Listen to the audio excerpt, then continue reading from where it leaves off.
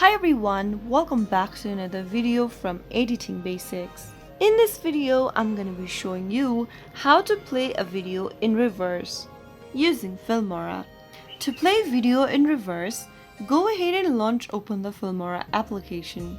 From the home page of Filmora, tap on New Project. Once you open up your device's camera roll, go ahead and select a video clip you want to play in reverse. After selecting the video clip by tapping on it, tap on the Import button at the bottom right corner.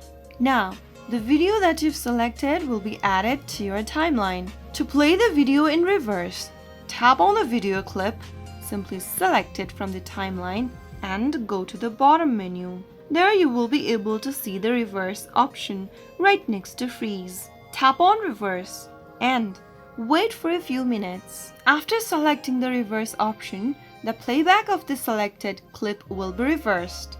To check that, tap on the play button on the timeline, and that's how you reverse your video. Once you're satisfied with the reverse video, tap on the export button at the top right corner and choose the desired resolution and format and save the video by tapping on export at the bottom and get it on your device. So that is how you can easily reverse a video clip using Filmora. If you found the video to be helpful, go ahead and give us a thumbs up.